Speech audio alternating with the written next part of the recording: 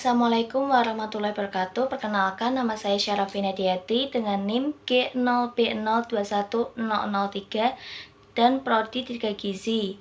Dan hari ini saya akan membawakan tentang paragraf.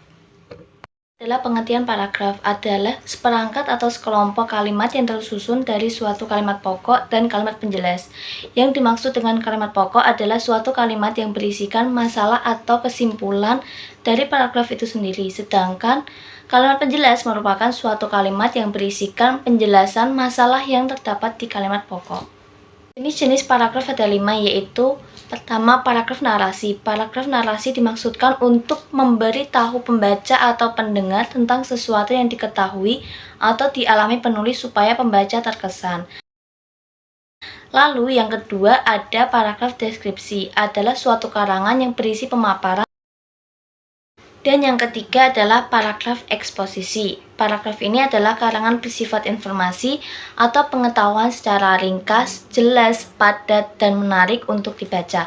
Paragraf di dalam teks eksposisi bersifat ilmiah atau non-fisik, dan ini contohnya. 4 adalah paragraf argumentasi, adalah sebuah tulisan berisi pendapat disertai dengan data dan fakta sebagai alasan atau bukti nyata untuk membuktikan kebenaran dari suatu pendapat.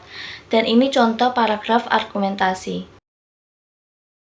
Lalu yang kelima adalah paragraf persuasi, adalah sebuah paragraf yang isinya merupakan pernyataan untuk mendorong atau mengajak seseorang agar mengikuti keinginan penulis. Artinya, teks persuasi ini cenderung bersifat promosi karena adanya upaya mengajak pembaca. Dan ini contoh paragraf persuasi. Macam-macam paragraf berdasarkan tujuannya ada 3, yaitu paragraf pembuka. Paragraf pembuka ini adalah paragraf yang berfungsi sebagai pengantar pembaca untuk menuju ke topik pembahasan, ide, atau gagasan pada sebuah teks atau wacana.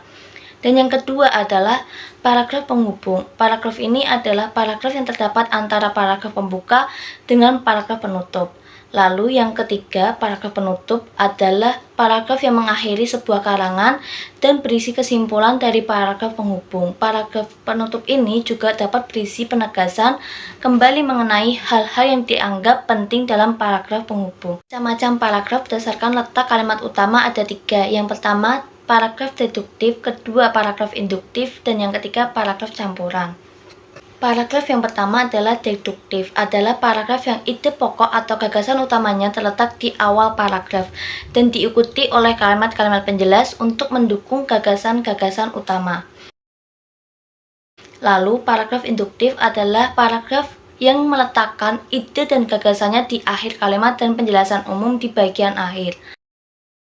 Lalu yang ketiga, paragraf campuran. Paragraf ini merupakan kombinasi dari 2 metode paragraf sehingga gagasan atau ide utamanya terletak pada bagian awal dan akhir paragraf. Meskipun gagasan atau ide paragraf dijelaskan 2 kali dalam satu paragraf, bukan berarti kalimat penjelasnya berawalan.